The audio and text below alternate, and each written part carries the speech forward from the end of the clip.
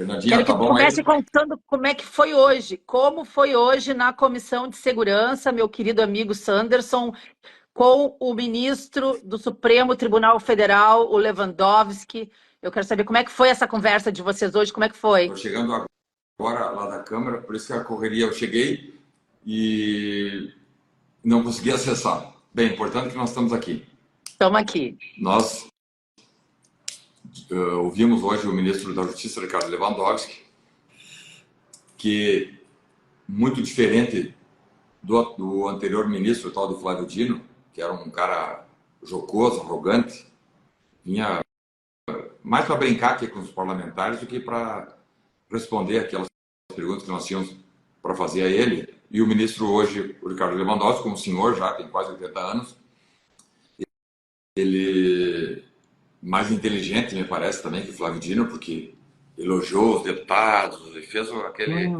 caô todo que nós esperávamos que ele fizesse, de modo que toda a audiência foi cumprida, 4 horas de audiência com normalidade, né? Nós apresentamos ali, eu apresentei críticas aos cortes que o governo Lula tem feito ao combate à corrupção, ao combate ao narcotráfico, já do ano passado. Ano passado já cortaram quase 27% do orçamento para 24, agora em 24 contingenciaram.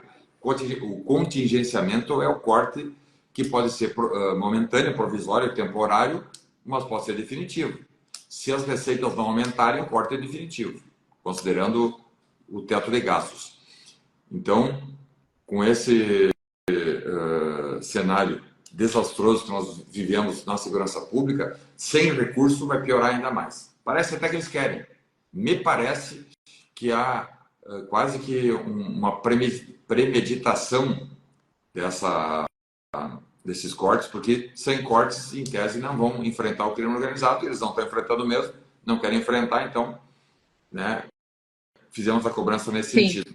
E também tratamos sobre outras 3 questões. Uma, a fuga ou as fugas lá de Mossoró, do Presídio Federal de Uhum. Mossoró, lá do Rio Grande do Norte, que custou 6 milhões de reais num retrabalho desnecessário, 50 dias de buscas para recapturar, não é para capturar um preso aí que cometeu homicídio, que é um traficante, não, para recapturar quem já estava capturado. Tudo isso por causa dessas 2 fugas no Presídio Federal, que não contou ali com uma segurança necessária. Um governo que não prioriza a segurança pública vive em caos, né? Acharam esses 2 sujeitos aí depois de 50 dias com 6 milhões de gastos entre diária, hospedagens policiais, combustível, logística toda, né? O ministro respondeu dizendo que acharam depois de 50 dias, que isso não se repita, Uhum. né? Outra questão que nós tratamos, Fernanda, é sobre o decreto dos CACs. É um decreto que foi apresentado nas primeiras horas do governo Lula. Sim. Isso foi na manhã do dia 1º de janeiro do ano passado, apresentaram um decreto para aniquilar praticamente com os CACs. O tiro hoje, o tiro esportivo, tem muita tradição no Brasil. Nós temos mais de 100 anos de tradição no tiro esportivo brasileiro. E ele está hoje praticamente arruinado, graças a esse olhar deletério, desastrado e desastroso do governo Lula. Eu Cobramos estava falando dele, com o Magaldi um pouco antes de tu conseguir entrar na live, sim, e ele me disse que o Lula está conseguindo o que ele prometeu, a vingança contra os CACs, e ele vai conseguir transformar, do jeito que as coisas andam, os clubes de tiro em bibliotecas, em clubes de livros. Porque do jeito que está o desmonte dos clubes, a situação está desesperadora, deputado. O que pode ser feito em relação a pois é. isso? Então, cobramos do ministro da Justiça, que me parece não tão ridículo como o anterior. O anterior não dava nem para conversar. Nós sentamos 1, 2, 3 vezes conversar e desistimos. Ele não tinha a menor condição, Flávio Dino não tinha a menor condição de encordoar 2, 3 palavras no sentido positivo. Era só xingamento, achincalhador. E esse ministro, hoje, pelo menos conosco, ele disse, não, eu assumo aqui um compromisso de, pelo menos, 3 situações modificar. Não sei se o Magaldi, os nossos outros amigos que atuam no tiro estão aí, ele se comprometeu hoje porque nós tínhamos uma reunião preliminar com ele. Antes de começar a audiência pública, conversamos com o ministro, ele falou, não, a questão dos 1.000 metros dos clubes de tiro a escolas que o decreto proíbe, né, o funcionamento de clubes de tiro, cujas escolas estejam a menos de 1.000 metros. Isso ele disse que vai modificar.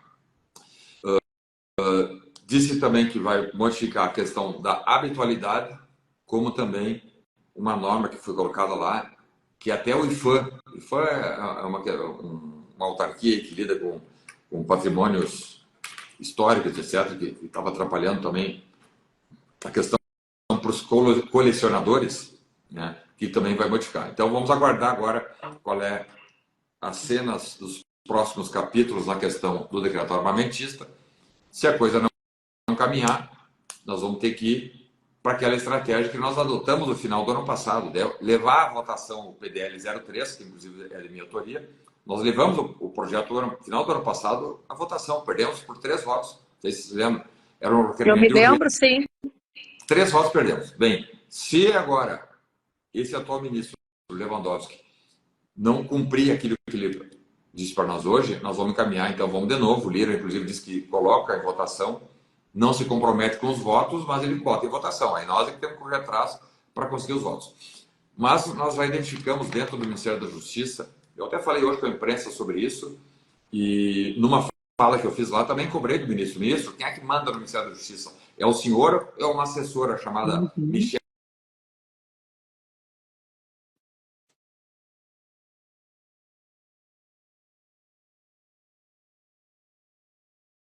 Tem essa senhora lá, tal da Michele Gonçalves, que ela é do Instituto Igarapé. Ela é uma anti-armamentista ligada ao globalismo. Conheço o Instituto. Ligada àquela a esquerda globalista, etc., Soros, aquela turma ali. E ela não permite. Eu digo, tá, mas ela que manda, ela é assessora de terceiros, ela que manda no Ministério da Justiça. Daí o ministro, o Lewandowski ficou até bravo, não, eu que mando. Digo, bem, então vamos ver se a senhora que manda mesmo. Deixa eu só vou minimizar aqui para fazer uma coisa que tem que responder uma mensagem que é urgente. Só um pouquinho. 10 segundos.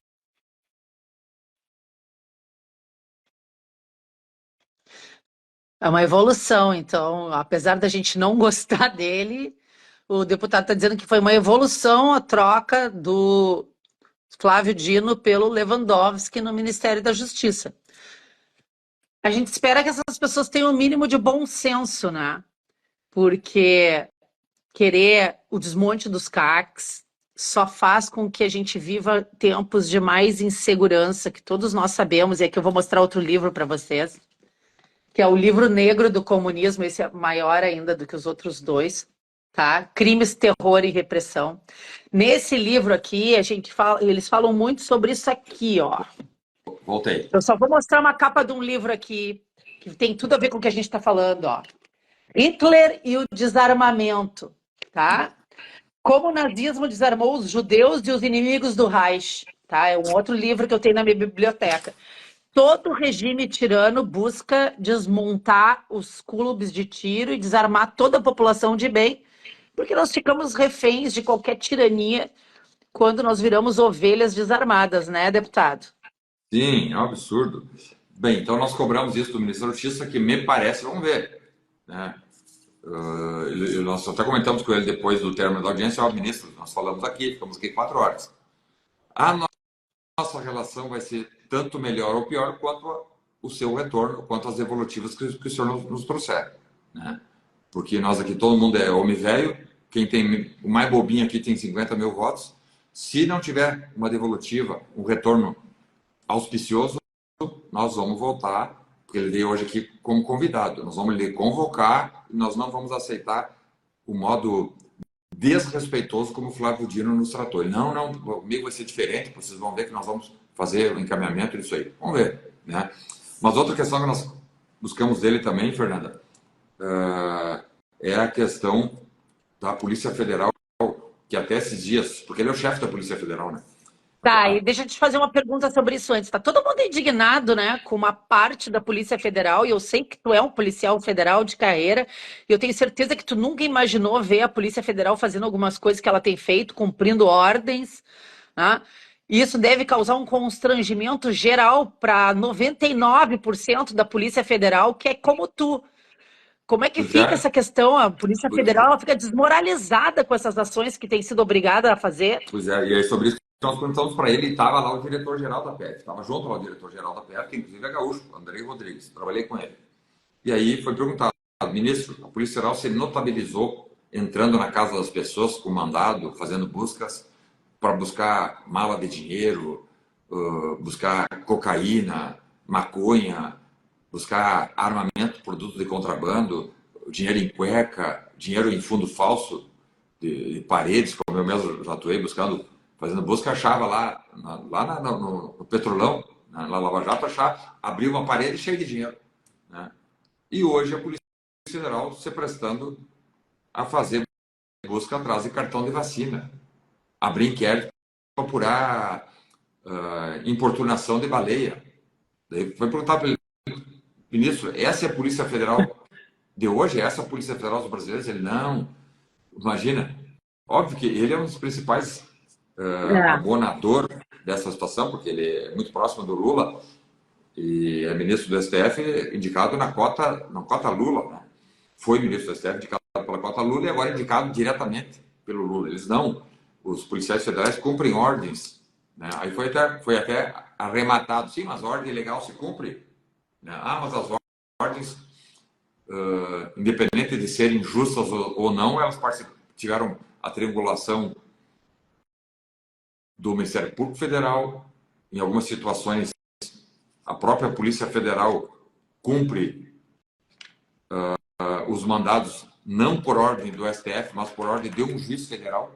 Né? E fala, pô, essas operações aí, né, que nós temos acompanhado agora, até tem o nome da operação, ela já está na 26ª fase.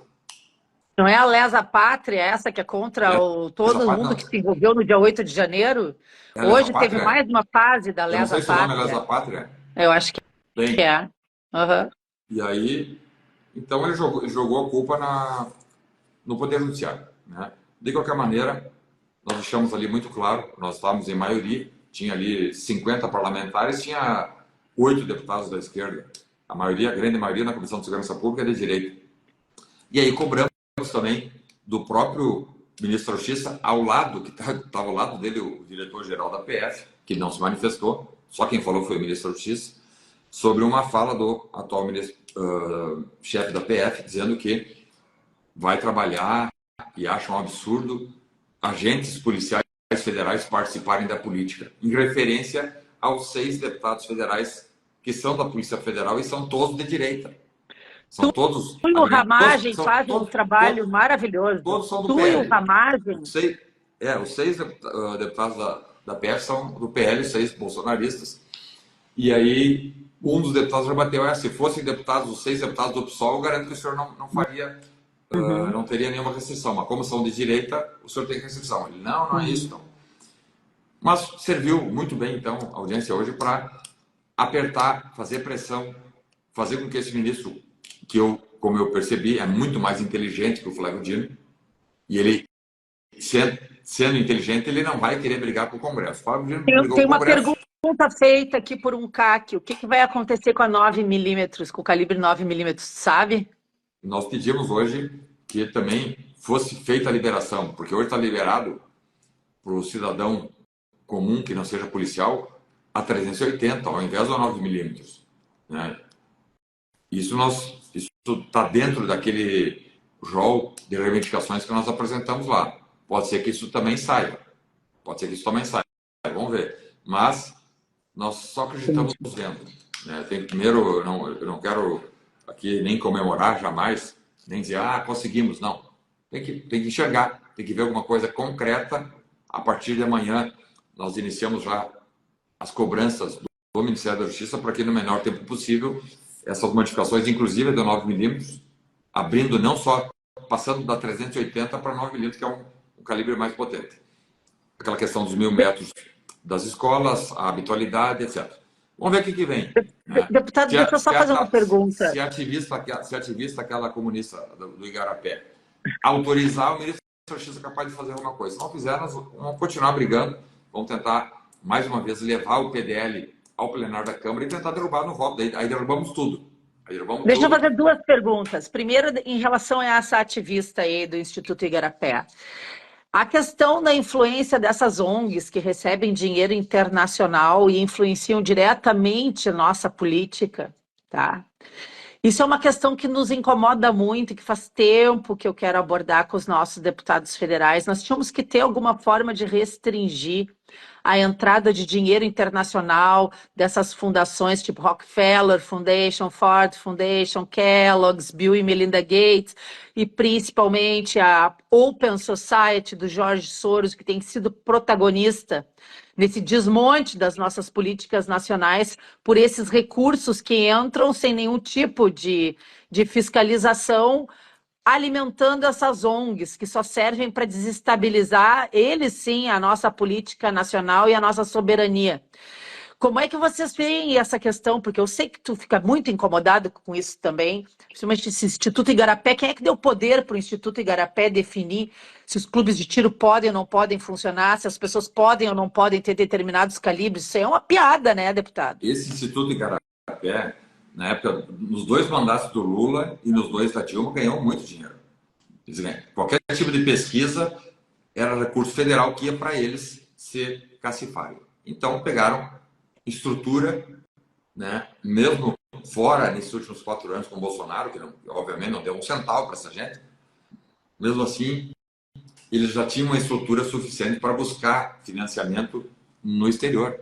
Com essas Jorge Soros da vida, enfim, tem até empresas brasileiras que também dão dinheiro para essa gente. Mas, com o retorno do Lula, eles voltaram. Né? Tem no Ministério da Justiça essa senhora aí, essa ativista anti-armamentista, uma esquerdista de carteirinha, mas tem em outros ministérios, outros institutos. Tem no Ministério da Cidadania, aqueles Sou da Paz da vida, tem no Ministério dos Direitos Humanos, enfim, eles tomaram conta. Então, tudo. Eles não viram que agora... Porque o que é o MST? O MST também não deixa de ser uma espécie de uma ONG que ganha dinheiro até do exterior.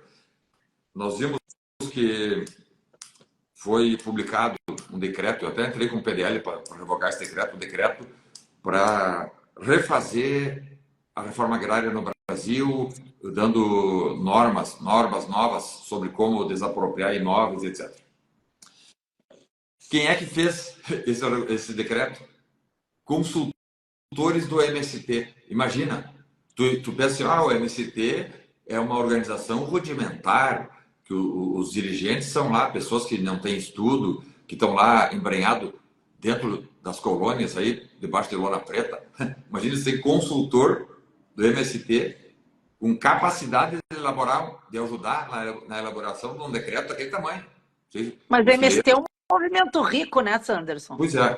Então, essas ONGs, com a chegada da esquerda, elas voltam a se empoderar. Né? Então, esses institutos aí têm muito mais de viés econômico e financeiro do que ideológico. Prova disso. Eu estive na Amazônia no final de semana, até tentei entrar, estava em Manaus, tentei entrar lá na live, não consegui. Bem, estive lá. Deixa eu só atualizar o pessoal. A gente fez sábado um evento chamado Agenda 2030, do qual o deputado Sanderson era o responsável pela abertura, e como ele estava em Manaus, num seminário nacional sobre segurança pública, e é importantíssima a questão da segurança pública, porque nossas fronteiras na Amazônia são gigantescas. A gente sabe que além de biopirataria, tráfico de gente, tráfico de armas, tráfico de drogas, a gente ainda tem roubo de grandes riquezas, né, deputado? Contrabando de ouro. Aí o deputado não pôde entrar porque ele estava no aeroporto. Contrabando de ouro em toda a Amazônia, porque a Amazônia tu fica andando ali 2 horas de Boeing e tá olhando só mato. Né? E aí um deputado estadual lá de Rondônia, que esteve lá participando, dizendo, tem números ali, mais da metade do ouro brasileiro sai roubado. Porque a gente fala em flora, em fauna, né? E no narcotráfico, mas ouro e diamante que sai, não tem ideia. É dizendo que mais da metade do ouro do brasileiro sai roubado.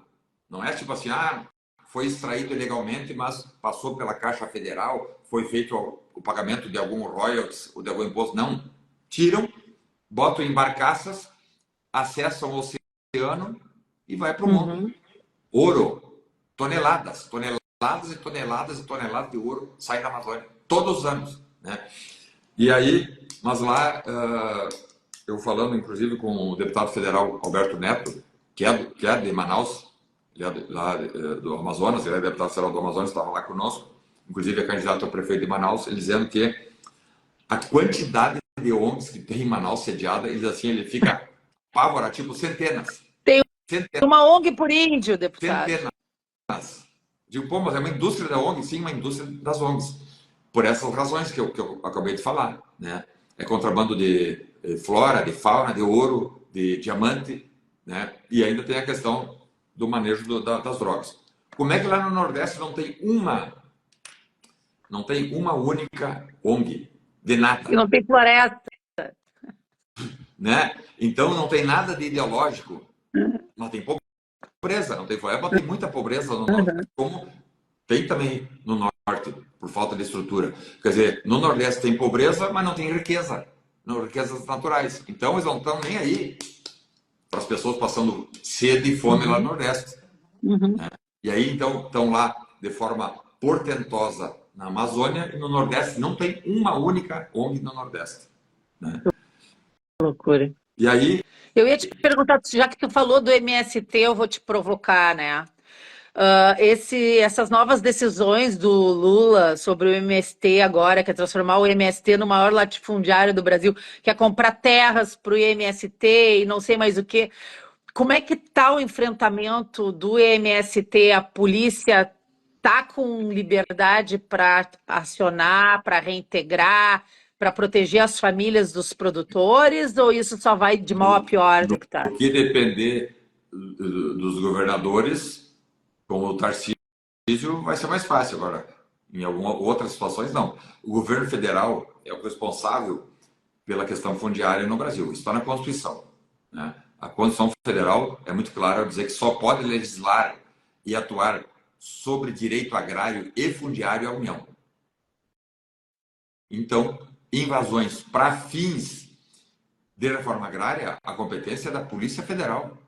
É a Polícia Federal que tem que ir lá ou evitar invasões ou desfazê-las. Não é a Polícia dos Estados. Um grupo armado que invade uma fazenda para roubar gado, crime estadual. Aí o governador do estado. Agora, um grupo armado que invade para espoliar com fins de reforma agrária, fazendo aí o chamado uso arbitrário das próprias razões. A Constituição diz que eu tenho direito à reforma agrária, então eu vou lá e invado. Não é assim. Se está prevista na Constituição algum tipo de distribuição de terra, tem que ser feita dentro das regras e das normas estabelecidas pelo legislador, pela Constituição e pelo Estado. Se nós autorizássemos, eu quero terra, eu não tenho terra, eu quero terra, vou lá invadir, aquela terra é minha. Aí é um absurdo, uma barbárie. Dando como exemplo, é mais ou menos assim, eu sou cotista para entrar na URGS no curso de medicina, por exemplo. Então eu vou chegar, vou sentar lá na sala do curso de medicina, agora eu sou aluno, eu quero fazer medicina. Não, você vai ter que se submeter às regras, vai ter que fazer o vestibular. Agora que tu falou nisso, mas eles tentaram fazer um curso de medicina sem vestibular só para o MST, né? Tentaram, né? Tentaram. Então, tudo tem regra, né? Se houver terras suficientes e que não sejam produto de expoliação privada, não tem problema de fazer a reforma agrária. Por exemplo, uma gleba utilizada para o narcotráfico. Então, o traficante usa ali 500 hectares para plantar maconha. Aí vai lá a polícia, faz o flagrante, o sujeito responde inquérito. Não, aí o juiz condena. Não, realmente, o sujeito aqui usou 500 hectares para plantar maconha. Está na Constituição. Aí, essas 500 hectares são perdidas em favor da União, e a União ou pode vendê-las ou pode destinar à reforma agrária, cumprindo regras constitucionais e legais. É só assim que pode acontecer, né? Ou a União pode adquirir terras e aí fazer também distribuição. Agora, qualquer outra maneira de fazer reforma agrária que não sejam essas que eu citei, são criminosas. Não tem como permitir. E nós cobramos hoje. E outra coisa E nós cobramos do ministro da Justiça. Por que a Polícia Federal, que é a polícia da União, não tem feito uma única ação para evitar? Ah, isso é questão dos governadores, ele falou. Os governadores têm que fazer, porque isso não, ele não é verdade. competência da Polícia Federal. Competência da Polícia Federal. Por convênio e por falta até de efetivo, num ajuste funcional, pode a União dizer, ó, o presidente, o ministro da Justiça, ligar para o governador do estado lá do Paraná, dizer, ó, eu não tenho efetivo, eu gostaria que a Polícia Militar do estado do Paraná fizesse a atuação para evitar uma invasão ou para retirar pessoas que invadiram, cometendo ali o esbulho possessório. Bom, aí vai lá o governador e faz. Mas o fato é que nós percebemos que tem por trás disso tudo, Fernanda, eles não revelam, mas há sim o incentivo do governo de haver esses abril vermelho, de haverem invasões. Eles dizem assim, ó, pressione que nós não vamos fazer nada contra e o parlamento aí pode também fechar um acordo conosco para que a reforma agrária seja efetivada. Façam pressão, pode fazer invasão. A gente tem visto invasão de terra produtiva, a gente tem visto invasão de terra que não tem a menor justificativa, tá? Que era tudo aquilo que não acontecia mais no governo Bolsonaro, que foi uma época aí que o MST se escondeu, sumiu, parou de invadir, porque sabia que a relação seria outra.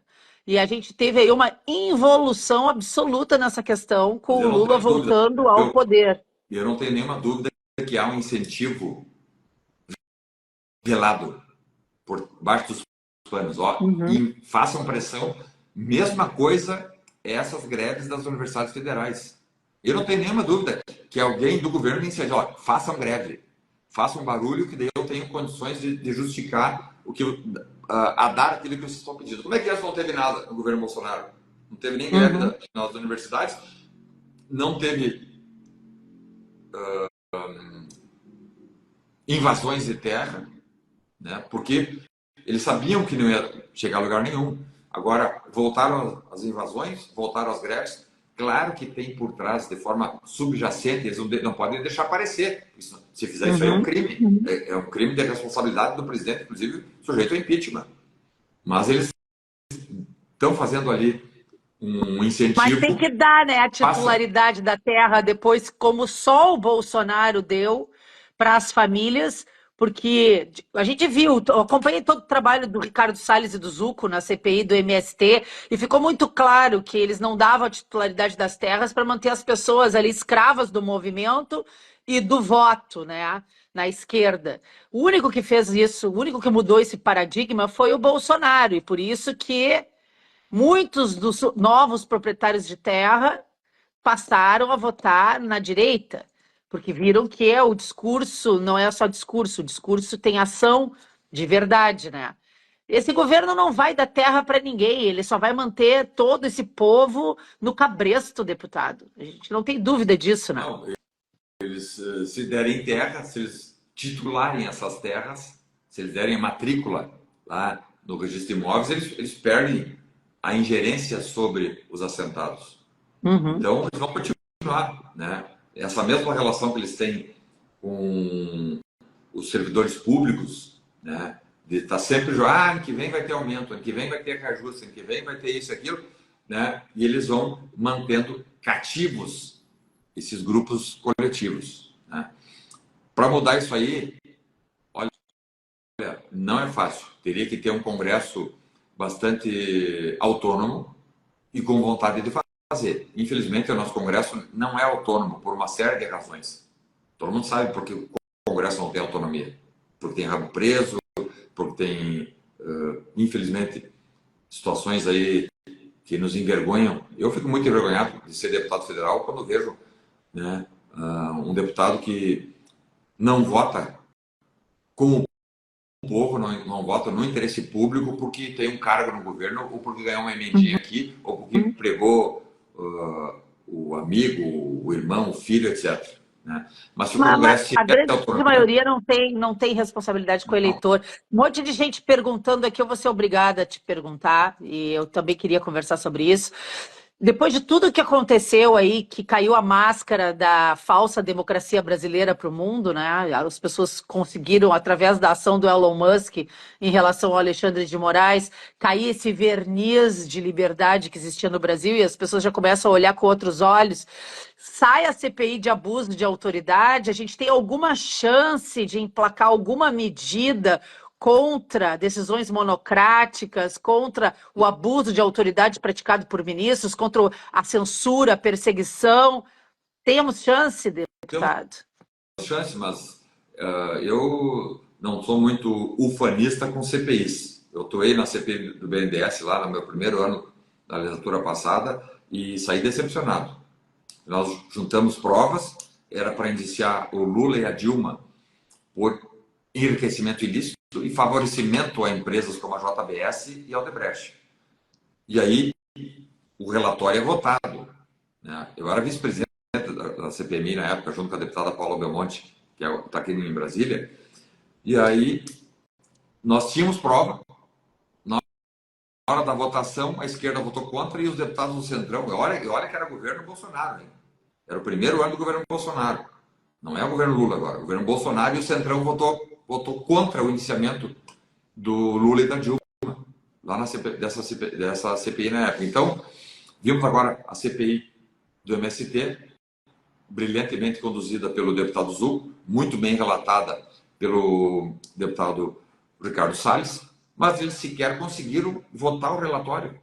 Nós ainda lá no BNDES votamos o relatório. Perdemos no que diz respeito ao indiciamento do Lula e da Dilma, mas nós votamos o relatório. Eles nem conseguiram votar o relatório. Como é que é possível isso? Porque a esquerda e o Centrão se reuniram e disseram, não, nós não vamos nem votar o relatório. Recorde para quem? Para o Papa? Então, eu sinceramente acho que essa CPMI, por exemplo, lá da tal da Covid, uma palhaçada. Queimaram dinheiro público, perderam tempo, né, para fazer aquela palhaçada ali.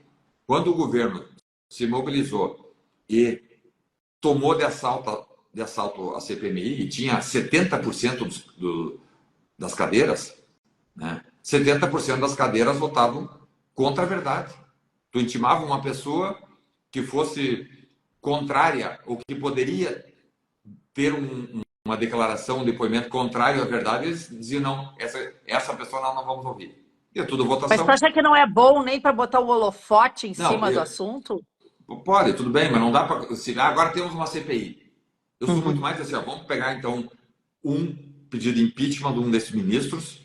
Pega aí, o Alexandre de Moraes cometeu um crime de responsabilidade, né? Vamos botar toda a energia em cima de um pedido de impeachment desse ministro, que todos sabem, até o mundo agora sabe, que é um abusador, alguém que, sob o argumento de estar defendendo a democracia, comete abusos contra a democracia. Uhum. Eles, eu estou aqui. Tu imagina tu cercear a liberdade para uma pessoa inocente por 5 meses, sob o argumento de que está protegendo a democracia. Então, e depois sentenciar 17 anos de cadeia sem crime algum. Tu está cometendo um mal infinitamente maior e um abuso exponencialmente maior do que a tia do Zap que estava lá, que sequer estava em Brasília. Isso é abuso. Então poderíamos aqui forçar energia. Não faltam, forçar né, deputado? Energia, vamos todos em cima de um pedido de impeachment contra esse Alexandre de Moraes, por exemplo. Aí faz manifestação em São Paulo, no Rio, em Porto Alegre. Enquanto o Senado não pautar esse pedido de impeachment, nós não sairemos das ruas. Sempre manifestações pacíficas, sem quebra-quebra, sem nada. Daí não tem como. Para fazer prisões, aí sim, seria uma coisa muito descarada. Uhum. Mas talvez fazer essa movimentação agora em favor ou a favor do impeachment do Alexandre de Moraes. Isso não quer dizer que ele vai ser impedido. Nós queremos só a instauração do processo. instaura seu processo no Senado. E aí ele vai ser chamado, né? Ele acha que é o reizinho, mas ele não é o reizinho. Ele não tem Mas nós temos hoje deputados corajosos o suficiente para fazer isso, que não tem o rabo preso. A gente tem 50% mais um. Quantas assinaturas a gente precisaria? Nós estamos com um projeto já para começar. Então, fazer com que esse pedido de impeachment seja ensejador da abertura de um processo. Não estamos falando que é para... Vamos abrir o processo de impeachment contra ele. Ele vai lá, ele é um cidadão, é para ser um cidadão como qualquer cidadão brasileiro. É um funcionário público, né, deputado? Público. Aliás, ele não tem um voto sequer. Não tem voto. Eu até esses dias coloquei na mídia. Não tem voto, não tem respeito popular, não tem crédito das pessoas, não tem autorização constitucional, porque se tivesse claro, não, está aqui, ó, a Constituição diz que o ministro do Supremo pode fazer isso, não tem essa autorização constitucional. Então, chama esse ministro lá do Senado, ó, ministro Alexandre de Moraes, aqui tem uma acusação de que o senhor abusou assim, assim, assim. Ele vai se defender, vai dizer, não, eu não abusei por isso, por isso, por isso. Ou, se ele não conseguir justificar os abusos, ele vai ser cassado e vai, sem aposentadoria, ele vai voltar da onde ele veio. Não sei o que ele fazia, se era advogado, volta a ser advogado. E aí, ele, sem esse poder, tenho certeza que o Brasil voltaria ao equilíbrio. Hoje, o Brasil está desequilibrado por causa de uma única pessoa. Porque, com todos, pode verificar. Né? Mas o segundo Gilmar Mendes é lenda urbana, que eles cometem abuso de autoridade. Mas eu não tenho nenhuma simpatia por Gilmar Mendes, nem por Barroso. Né? Aliás, não tenho simpatia por nenhum dos ministros do STF. A gente não tinha nem que saber o nome dos ministros da STF, né, deputado? O ministro da STF não devia jamais se manifestar fora dos autos de um processo e dentro da Constituição Federal, né? Pois é. Aqui eu digo em público, não tenho simpatia por nenhum deles. Olha, acompanho a política jurídica, sobretudo, há muito tempo, né? Que quem estuda direito tem que estar sempre acompanhando os julgados do STF e tal. E faz muito tempo, faz mais de 20 anos, que nenhum dos ministros do STF inspira confiança, inspira crédito. O próprio ministro Marco Aurélio de Mello, que está aí hoje, fazendo manifestações positivas, no meu ver, mas ele está fazendo isso agora como aposentado. Quando ele estava lá, ele não fazia nada. Podia ter nos ajudado muito se tivesse feito alguma coisa, mas estava jogando jogos, indo na onda, né? Então, parece que o cara entra lá, toma um remedinho de omissão, cruza os braços e não faz nada. Nós nomeamos, o presidente Bolsonaro nomeou 2 ministros do STF, Nunes Marques e André Mendonça. O André Mendonça até fez um discurso esses dias aí, mais ou menos, né, arrostando, enfrentando o Alexandre de Moraes, mas muito tímido, bem tímido e tímido. Morno. Né? Decepcionante. Esses 2 ministros podiam fazer, não, só um pouquinho. O senhor é ministro, eu também sou. Não vai fazer. Você vai dar uma liminar, eu dou conta liminar. Não fazem. Não fazem. E quando podem fazer, se acovardam. A impressão que eu tenho é essa. Então, isso que nós temos assistido agora é produto de uma série de situações. Pode ter certeza que o culpado disso aí não é só o Alexandre de Moraes. Não é só o Tu acha que se o Nunes Marques, é o Nunes Marques que vai assumir o TSE, né? O Tribunal Superior Eleitoral, na próxima. Tu acha que tem alguma chance de melhora? Eu espero que sim. Espero que sim, porque se não tiver aí pode fechar as porteiras aí, e daí nós acho que nem eleição vamos ter em 2026. Mas todo esse episódio envolvendo o Elon Musk e os pedidos ilícitos que foram feitos ao Twitter, uma das coisas que mais me chamou a atenção, deputado, foi o fato de que estava na ordem, né, para tirar, pesquisar, violar a privacidade dessas pessoas, passar dados particulares e manter o sigilo sobre quem estava solicitando, que a plataforma tinha que mentir que as pessoas estavam perdendo as suas contas porque tinham violado questões da plataforma. Pois é, Ou seja, eles queriam se esconder atrás da decisão. A pergunta que eu faço para ti é o seguinte: nós vivemos isso durante a campanha, durante o ano antes da campanha passada. A gente viu que as plataformas e as big techs influenciaram na eleição do Biden versus Trump nos Estados Unidos. Eu não duvido que tenham feito aqui. Eu fui perseguida, tantos outros foram perseguidos. Eu tive minhas redes bloqueadas durante um ano inteiro no ano da eleição. A pergunta que eu faço é: tu não acha que as outras plataformas fizeram isso e ficaram quietas? não tenho a menor dúvida. Eu me lembro que no último processo eleitoral, 2022, né, outubro de 22, quantas vezes nós postávamos uma matéria no Twitter, no Facebook ou no Instagram, não era só no Twitter. Aparecia ali, por exemplo, 100 curtidas. Quando até começar a campanha, tu botava qualquer coisa, dava no mínimo, estou dando aqui como exemplo, 300 curtidas, ou seja, 3 vezes mais. Uhum. Eu não tenho dúvida que houve uma restrição, né? Talvez isso lá na frente pode aparecer. Quem sabe o dono do Instagram, né, vem e diga, ó, aconteceu também comigo isso aqui, tá aqui, prova e tal. Quem sabe o dono do Facebook também faça isso, né? Mas o fato é que Fora as pessoas que te seguem deixam de te seguir de uma hora para outra, elas nem sabem, os seguidores que tu perde por nada, pois é, né? E aí a provocação é a seguinte: se o Elon Musk não tivesse comprado o Twitter, nós não saberíamos de nada disso. mas veja, hoje tem uma matéria falando sobre isso. Mesmo antes do Elon Musk chegar no Twitter, o Twitter já recebia restrições do Brasil. Uhum. Eu até comentei esses dias numa entrevista numa rádio que eu fiz, dizendo que o Brasil hoje, no aspecto do direito, é um pária. Nós Sim. somos um pária jurídico. Aí o radialista, o que é isso? Pária jurídico é quando um país inventa um modelo de fazer o direito. Porque o direito brasileiro não foi inventado aqui. Ele tem pinceladas, ou tem toques do direito alemão, do direito inglês, do direito americano, do direito italiano, né? E nós vamos nos adaptando a essas regras internacionais. Não é de hoje, isso aí há séculos que é assim. Quando o Brasil começa a dizer não, nós não vamos respeitar o que o parlamento brasileiro entende, vota.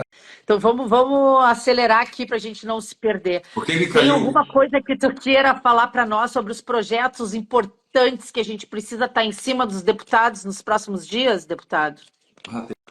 Tem muitos projetos aí, mas um que eu reputo como dos principais é a PEC 333 de 2017, que é a PEC do fim do foro privilegiado. Já passou no Senado há 6 anos, está parada, que é uma PEC aqui na Câmara, já passou pelas comissões, está no plenário da Câmara, é só botar para votar. E o Lira, o presidente da Câmara, não coloca para votar. Até quando nós vamos ter que aguentar esse Lira? Pelo amor de Deus. Mais 6 meses, porque em janeiro do ano que vem ele sai. Né? E a gente tem um substituto que seja mais para nosso lado? Não tem, ainda não tem, vão ter que tentar construir, né? O fato é que pode sair um Lira e entrar outro Lira, né? Parece que as pessoas chegam ali e sucumbem. Mas essa PEC evitaria o STF de tocar a mão em senador, em deputado. Uhum. Né? Aquilo que talvez teve alguma razão de ser lá atrás, hoje não tem mais. Até porque o Brasil... Porque eles estão tentando legislar, né? Eles estão tentando substituir o legislativo de todas as formas. O Brasil é um dos poucos países do mundo que ainda existe foro por prerrogativa de função. Nos Estados Unidos, o presidente da República é julgado igual o padeiro ali da esquina, ou igual um cidadão qualquer. Aqui são 55 mil pessoas que são julgadas de forma diferente, ou por Tribunal de Justiça, ou por STJ, ou por STF. Né? O sujeito que cometeu o crime vai ser julgado por um juiz comum. Tá, mas Aquela alegação, Deixa eu te perguntar uma coisa. Essa PEC, que tu está falando, ela anula a decisão que o STF tomou de prorrogação do foro privilegiado, Anularia. mesmo quando a pessoa não tem Anularia. mais mandato? Anularia porque ela vale daqui para frente, né? Os casos que já foram julgados, mas os processos daqui para frente, inclusive os que estão em andamento, retornariam ao juízo de primeiro grau, né? Então, eu acho que é importantíssimo nós tratarmos sobre o foro privilegiado. Por que a esquerda é contra o fim do foro privilegiado? Porque eles acham que hoje são protegidos, porque tem maioria lá. 9 ministros são deles, dos 11. Né? Então, eles acham que não tem problema, que com eles nada vai acontecer. Isso é a prova de que isso, por si só, é a prova de que o STF é parcial. Porque a esquerda lá atrás, antigamente, era contra o foro privilegiado. Sim. Quando eles cooptaram, quando eles, vamos dizer assim, raptaram o STF para eles, isso aconteceu de 2002 para cá, eles se organizaram, então, e tomaram de assalto o STF. Nada pode acontecer com eles. Então, eles se acham protegidos. Não, por nós tem que ter o foro, porque eu quero ser julgado pelo ministro do STF, que é meu amigo, meu comparsa, meu parceiro. Né? Então, se nós conseguirmos, e já passou no Senado, só falta votar agora na Câmara. Essa matéria está parada aqui desde 2018. E a gente tem os votos na Câmara para isso? Não sei, porque precisa de 308 votos. A esquerda não tem, viu? A esquerda não tem todos esses votos. A esquerda tem aqui hoje 130 votos. Mas aí tem o tal do Centrão. Gente que se elegeu dizendo que era de direita, e os deputados do Centrão, a maioria, são de partidos que se dizem de direita. Pode olhar. Tá. Aí tu fala em Centrão, eu penso automaticamente em emendas de governo. O Lula tem pago as emendas para esses deputados vendidos, essa parcela do Centrão que se vende, eles estão recebendo esse recurso? Porque daqui a pouco, se eles só têm a promessa e não estão recebendo, talvez eles votem conosco. Pois é, nem sei. Eu não tenho, desde que eles retornaram aí, desde 1º de janeiro do ano passado, eu nunca mais pisei no Palácio Planalto, nem nenhum dos ministérios. Não tenho nenhuma relação e nem quero ter. Mas, se a população pressionasse, como foi o caso das as saidinhas também muita gente não queria votar. A esquerda votou contra, mas tinha gente da direita, porque eu não posso, porque não sei o quê, usando de desculpa esfarrapada para não trair, entre aspas, o governo, porque tem emendinha, tem cargo. Então, se houver pressão... Quando é a votação, deputado? Quando é que vai a votação na Câmara, esse projeto do fim do foro privilegiado? Eu estou cobrando. Eu já apresentei 7, agora o 8º requerimento dirigido ao presidente da Câmara, pedindo que ele paute. Né? E agora estou conversando com o próprio presidente da Câmara, Arthur Lira. Né? O que ele diz? Não, o que os líderes decidirem, eu faço. Então, mas aí nunca vai conseguir, porque quais os líderes que querem? O líder do PL, o líder do Novo e só. Os demais, e aí... Barbaridade! Dizer, cadê o Republicanos, deputado? Republicanos se vendeu? O Republicanos tem cargos do governo, tem não sei quantos ministérios aí. Que vergonha. Então, por isso que o Tarcísio está vindo para o PL, né, em maio. Pelo que tudo indica. Mas, o que eu disse, presidente Lira, se for então depender dos líderes de partido, então nós nunca vamos votar essa matéria ou nem outra matéria qualquer. Vamos colocar em votação, depois cada um vota conforme a sua consciência. Né? Mas estamos fazendo pressão, tem que ter aí, nós precisamos aí de um fato novo, positivo, como foi essa situação do Elon Musk. Né? Se ele trouxesse um fato novo, relevante, concreto, vamos que ele apresente, tenho aqui as provas que o judiciário brasileiro, notadamente o STF, burlou leis para pressionar o Twitter a fazer perseguição política. Pronto. Se ele tem essa prova... Ele entregou para o Congresso americano, tá, deputado? Ele entregou para o Congresso americano. E o que a gente está esperando é que agora o Congresso americano, de alguma forma, através dos deputados dos republicanos lá, né, tornem de alguma forma isso público. Porque tá lá. Porque se ele não tinha como entregar aqui, senão ele ia estar violando regras aqui, né? Não, E aí ele ainda está com a equipe do Twitter no Brasil. A equipe do Twitter Brasil não foi para a Argentina, está aqui. mas se tiver um fato novo relevante, aí dá o estouro. Aí o clima e a ambiência fica favorável para impeachment, para votação de PEC do fim do foro. Eu me lembro lá de 2013. 2013 teve aquelas manifestações, lembra?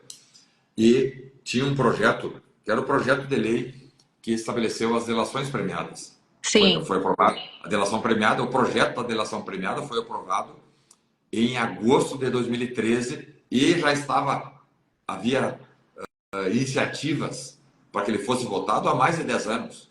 E os governos seguravam, porque eles sabiam que com delação premiada, toda aquela catinga toda de corrupção, aquela carniça de corrupção viria à tona como veio. Né? Mas a pressão foi tão forte lá naquelas manifestações de 2013 que o próprio parlamento votou a lei que aprovou a delação. Não fosse aquelas delações, nós nem teríamos Lava Jato. Né? Que estão dizendo aí, houve abuso coisa nenhuma. Essa turma roubou, fez, aconteceu, enriqueceram ilicitamente, e agora todos esses corruptos sem vergonha, um está no Palácio Planalto, o outro quer voltar a ser deputado federal, que é o tal de Sérgio Cabral. O cara condenado a 450 anos de cadeia. Não, isso para mim foi das piores coisas que fizeram. As mais escancaradas foi a liberdade do Cabral. Sérgio Cabral, ele declarou que era viciado em propina, em propinar as pessoas. Né? Tal do Cunha, né? Ali aqueles empresários da JBS que foram condenados, enfim, voltando a negociar. Então, não só voltando a negociar, mas tendo as suas multas bilionárias perdoadas. Né? Deixa eu só dar um oi aqui, o deputado Rodrigo Lorenzoni está nos assistindo, o deputado Paparicubá que está nos assistindo. Opa. Um abraço para os dois. Estamos juntos, a Roberta Couto está nos assistindo. Rodrigo Lorenzoni, ambos gigantes. Com certeza. A minha querida amiga apresentadora Roberta Couto também está nos assistindo aqui. Roberta Couto, um beijo para ela, um abraço. O Senado aprovou hoje, em segundo turno, a PEC que proíbe liberalização de maconha, de drogas.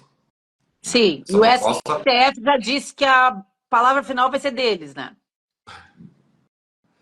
Eles não podem dizer isso, né? Primeiro... Mas o Gilmar Mendes deu entrevista hoje dizendo isso, deputado, que não importa que vocês decidam, a palavra final vai ser do STF. Isso é um absurdo. E aí, como é que fica? É o absurdo dos absurdos. Primeiro que ele, como juiz, não pode antecipar posicionamento. Primeiro lugar. Né? Imagine um juiz de direito aí em Porto Alegre que diga, eu sou a favor ou contra tal situação. Tu não pode julgar aquele caso. Claro, vai cair por um outro juiz, ele tem que estar por impedido. O Gilmar Mendes, ele já tem que se dar por impedido. Ele não pode julgar esse caso porque ele já fez essa manifestação pública. Um juiz falando bobagem em rede social. Mas quem tem soberania para legislar num país democrático, isso é uma das provas que nós estamos usando para dizer que o Brasil não está numa democracia. Num país democrático, só quem legisla é o parlamento. Sim. Não é ninguém. Assim como num país democrático, um deputado federal ou um senador não pode confeccionar uma sentença criminal. Eu sou deputado federal, agora eu vou fazer uma sentença. Eu recebi aqui na rua, uma reclamação do senhor que foi roubado. Então eu vou pegar e vou fazer uma sentença dizendo que o autor daquele furto, daquele roubo, vai ser condenado a 5 anos de reclusão. Eu não posso fazer isso. Porque não é atribuição do parlamentar sentenciar ou prestar jurisdição. Assim como o ministro do STF também não pode legislar. Quando há esse desequilíbrio e essa troca de atribuições, troca clandestina e indevida de atribuições, há quebra do Estado Democrático de Direito. Então, quando a gente tem falado do Brasil não vive uma democracia, um dos motivos é isso. Tem mais outros motivos. Prisões ilegais, constrangimentos ilegais feitos contra parlamentares e jornalistas, por exemplo. Um desses motivos são esses, mas também o fato de o judiciário se intrometer no poder legislativo e inovar, criar normas novas, né, é também prova de que o Brasil hoje não vive numa democracia e não vive mesmo. Olha só, no meu singelo mestrado de ciência política, a gente aprendeu que tem que ter pesos e contrapesos, separação entre os poderes, a imprensa tem que ser independente e livre. Hoje a gente não tem nada disso, né? A única imprensa independente e livre que a gente tem é essa das plataformas, das redes sociais, que eles tão desesperadamente tentam emplacar todo tipo de censura e restrição. Porque a imprensa, a grande imprensa brasileira, está totalmente comprada e cooptada. E esses editoriais que o Estadão e a Folha de São Paulo fizeram nos últimos dias aí, dando um jeitinho de querer dizer que eles são contra os abusos, os excessos cometidos pelo ministro Alexandre de Moraes, é tudo bullshit, é palhaçada, porque eles tiveram assistido de camarote esses abusos durante 4 anos, 5 anos que tem o inquérito das fake news, e agora resolveram falar. Então, assim, é uma palhaçada o que a gente está vivendo, e eu agradeço todos os dias, desde a semana passada. Não era muito fã das posições do Elon Musk, assim, em relação a algumas coisas, mas relevei, porque o que ele fez por nós, o nosso Congresso inteiro não tinha conseguido fazer. Mesmo com as viagens, e aqui eu deixo o parabéns aos nossos colegas aí de cima, né, deputado? Os parlamentares que foram, junto com Paulo Figueiredo, aos Estados Unidos, o Eduardo Bolsonaro, a Bia Kicis, que tem sido uma guerreira, todos aqueles que foram, atravessaram as fronteiras, tentaram mostrar na Europa, foram a Bruxelas, foram aos Estados Unidos, agora foram a Portugal, tiveram aí, como o Marcel Van Hatten, visitando tantas representações para mostrar que nós não estamos vivendo uma normalidade institucional, né, deputado? Acho que qualquer ação ajuda, né? Essas ações todas para mostrar lá para o estrangeiro de que o Brasil aqui não viu uma ditadura, isso é importantíssimo, né? E quando a gente vê o Lula abraçado com o chefe lá do Irã, o chefe da Rússia, da China, da Venezuela, de Cuba, né? Aí, Líderes do Hamas. pois é, então fica ainda mais claro esse nosso discurso, porque poderiam dizer, mas dizem que o Brasil tem proximidade com as ditaduras de esquerda fascínoras mundo afora. Mas nunca ninguém veio nos falar isso aqui, agora foram. Então foi uma representação parlamentar, foram aos Estados Unidos, foram na Europa, e a coisa não vai parar. Com a chegada desse reforço gigantesco de um multibilionário, o cara mais rico do mundo, ninguém fica rico a esse nível se não fosse um gênio. É um gênio. E podem verificar, a partir dessa primeira manifestação do Elon Musk, Alexandre de Moraes está quieto. Está quieto. Vamos ver o que vem, né? Porque eles não queriam o holofote em cima, né? Agora o holofote está em cima deles e não vai ser retirado. A gente não pode deixar essa luz que está iluminando o que eles fizeram de errado se apague. Por isso que eu tenho dito para os nossos amigos nas redes sociais, não dá para deixar passar isso, né? A gente tem que continuar falando do assunto e continuar se comunicando e mandando informações para fora do país sobre isso. Procuravam, junto com a imprensa, né? A petezada, a imprensa e esse ministro do STF diziam assim, não, isso é coisa de bolsonarista. Então eles botavam todo mundo dentro de um quadrado para, tipo, diminuir a importância dos nossos argumentos. Quando a coisa agora sai dessa bolha, né, quando a imprensa internacional começa a falar, quando pessoas que sequer votaram no Bolsonaro começam a falar, eles aí começaram a se preocupar porque eles não conseguiram continuar com essa estratégia de reduzir o nosso discurso. Quando nós falamos, eu tenho dito muitas vezes, o Brasil não vive numa democracia, nós estamos vivendo numa ditadura do judiciário. É importante levar em conta, por exemplo, o princípio do juízo natural, que não está sendo seguido há muito tempo no Brasil, que a atribuição constitucional e legal ou que jurisdição tem o Alexandre de Moraes para prender essas pessoas aqui do Rio de Janeiro. Se tivesse algum crime a ser investigado e julgado, era por um juiz de primeiro grau, aqui de Brasília. Um juiz federal de primeiro grau. Com todos os direitos e garantias de defesa. Com direito ao recurso, ampla defesa, plena defesa, duplo grau de jurisdição.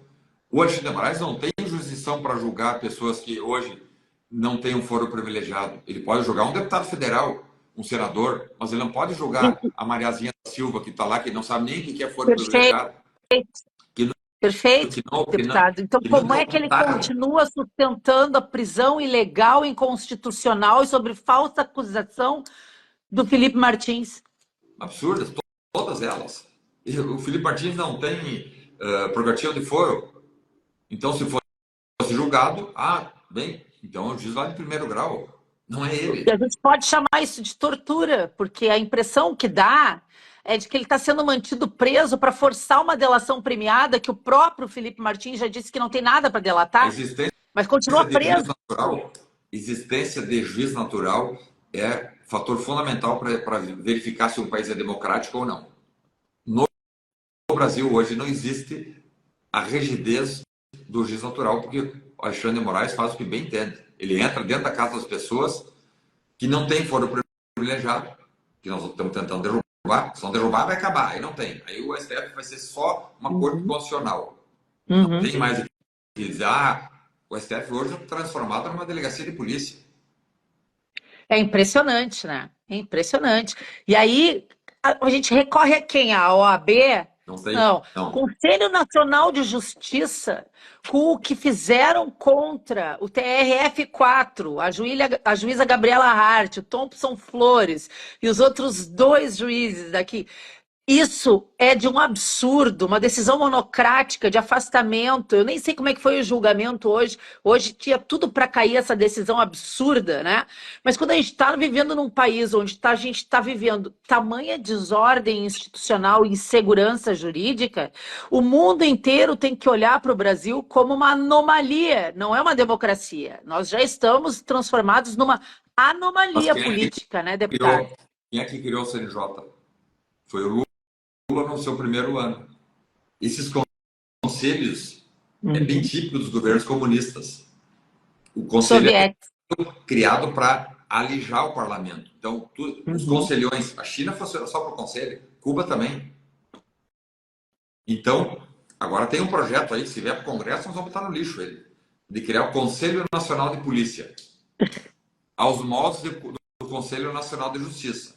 Então, não seria a lei que diria como a polícia vai atuar, seria o conselho formado por pessoas indicadas pelo presidente da República. Mesmo sistema do conselho agora, que foi criado na reforma tributária. A reforma tributária aprovada não com o nosso voto, a esquerda votou favorável e o Centrão também. Não tinha argumento que me convencesse a votar a favor da reforma tributária quando eu vi ali, defendendo a reforma tributária, Gleisi Hoffmann, Maria do Rosário, Guilherme Boulos. Não, eu digo, não precisa nem ter. Só por ter Guilherme Boulos dizendo que a matéria é boa, bota pro lixo. Então, querem criar agora o Conselho Nacional de Polícia, como criaram o Conselho Nacional de Arrecadação Tributária, enfim, que é o nome lá, que vai ser, cujos conselheiros serão indicados por Lula ou pelo presidente da República. O CNJ é isso. Absurdo. CNMP, mesmo conselhos. Numa democracia, quem dá o norte é a lei. A Constituição e a lei é que norteia a conduta de todas as pessoas, sobretudo dos agentes públicos. Não é um conselho que vai dizer, não, na minha interpretação, então agora nós vamos votar, o conselho que vai votar, e conforme a votação do conselho, quer dizer, eles inventam, eles criam, como tu disse, esse verniz. Parece legal, parece legal. Um conselho sem voto para suplantar os representantes legítimos eleitos pelo povo que estão no legislativo. Tudo é feito para tirar poder do legislativo e para esvaziar a democracia.